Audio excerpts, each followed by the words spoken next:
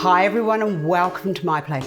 When I was a wee girl, I spent a lot of time with my nan, and every Friday she would get changed into her good clothes. A little bit of lipstick went on, maybe a little bit of bluegrass or a little bit of tweed was applied, little pinching of the cheeks, and we would go outside into the garden because her last job before a Friday night when callers used to come, callers, we call them visitors, but my nan used to call them callers would come, she would do flowers, and it didn't matter what time of the year, what season, Nan was so magical, or so I thought. She could always find a flower. Anything that flowered, as far as she was concerned, it was fit to be viewed and displayed. She also had lovely containers, or what I call interesting containers.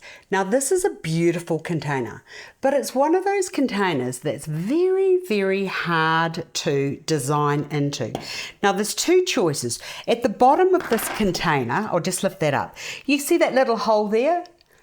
You could jam that up with some plasticine or I don't know, whatever.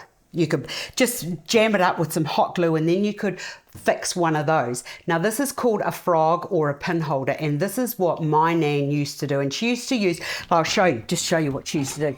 If she couldn't find it fast, she would use a bread and butter plate, and she would use plasticine and she would fix that onto there so that it was strong and sturdy and didn't move. And then she would sort of display her fresh flowers or whatever she got from the garden, and they never fell over because this, which is made of lead, is quite heavy. But she'd start off, and especially with she really loved camellias. Camellias are really hard to design with, and they don't last very long, and often their heads would just pop off. But this is how she used to display them, and then she'd put a little bit of water around the base, and then she'd just float the big heads around the top. I always used to think it was just so beautiful. But what I have been hearing of late is, and the reason why I wanted to get into the series of arranging flowers into difficult containers is it can be done, and they make for beautiful arrangements with not very much. So I've got a couple of bits of forsythia. I've got a lovely ruffly camellia. I've got some sweet peas, a little bit of blossom. I've got one of that looks like a paper white or a soldier. I've got a couple of artificial cheap daffodils because it's the wrong season here, and a little bit of, I don't know what that is, and I've got a pink sweet pea, and I've got, as I said, I've got this other camellia.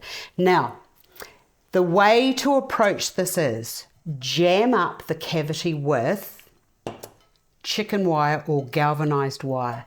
It's your best friend, and what I do when I stick it in is often when you look at this where it's been cut, I've just left some little wee bits, that sticky outy bits. The reason I do that is because when I stick that into there, I can just bend that down, and I can go over to this side here, and I can bend that down just so that I don't want to see it, because the whole purpose of this chicken mesh is to just hold my flowers. So if you can and hide them, just use little bits to just take that to the edge and try and fill in as much of that cavity as you can.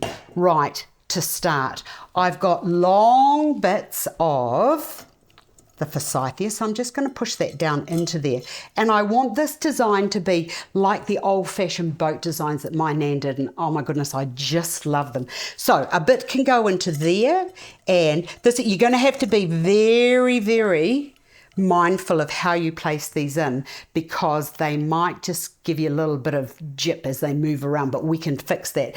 So as per most of the rules, from the centre here, what you do there, you do on this side. The vase is longer as opposed to shorter, so I can go 1.5 times from there out to there, which is exactly, if I bring that down, it's sort of kind of near enough to being there.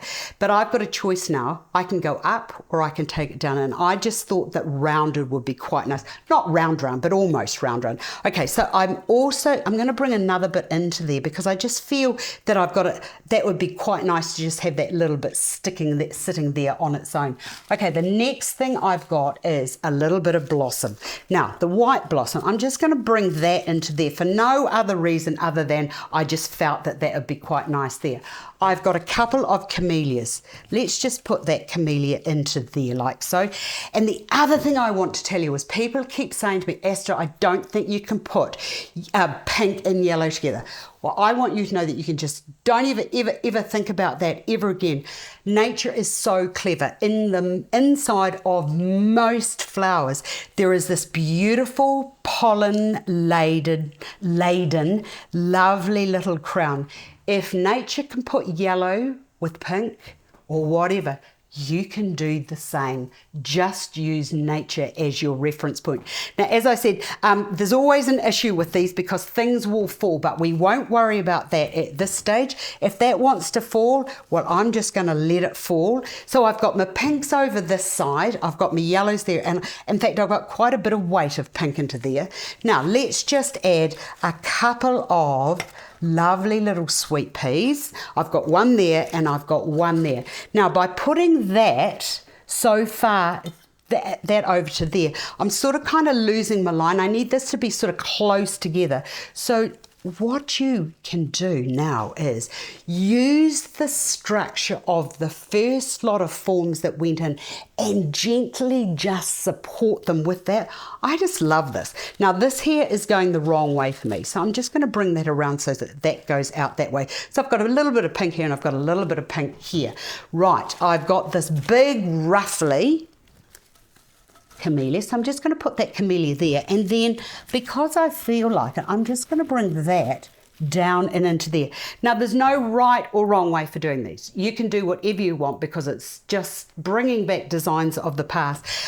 I've got light textures out the side, well not textures but light forms, and I'm bringing in the heavier forms into the middle or the axis of my design so that the eye comes up the side here, hits that, and then it just floats out. Now I've got one yellow daffodil. Oh, hold on, what have I got here? I've got this little daffodil here. So I just felt like that it would be quite nice to have a daffodil there. And then I decide, do I want to put a higher one in there? No, I don't think I do. I think I'd be best to have those together over this side. Oh, it's just, do you know what? It's just like walking down memory lane. Now, see that there where I've got that daffodil there and that daffodil there? That's like same plane. We as designers need to move that around. And the great thing is working with spring flowers. Nature throws you long stems, short stems, fiddly stems. The wind might go through and break the stems. So now look what happens just by taking that down just a little step there. You've got a little bit of interest. So your eye is hitting, as I'm always saying, hits that beautiful yellow of the forsythia, and then it just drifts in. It has a wee moment of woohoo, Esther, yellow. But isn't that what daffodils are like? They are sent by nature to just give us a wee lift and a boost. Right, I've got one little piece of this and I think to myself, oh, I really do want to use that. So that can just sit into there and break up a little bit of the heavy line there. I've got one little sprig of beautiful blossom. I'm just going to bring that around there, and the reason I'm doing that is because, you know, somebody might walk past and see that, and so why shouldn't they just enjoy that little flower? I want to see what it looks like now. Oh, I love it. It'd be beautiful with fresh flowers, but I don't have fresh flowers because it's autumn. I've hardly got anything in my garden. Okay, and I've got one more of those, and I look into it and I think, oh, okay, I've got all this white here.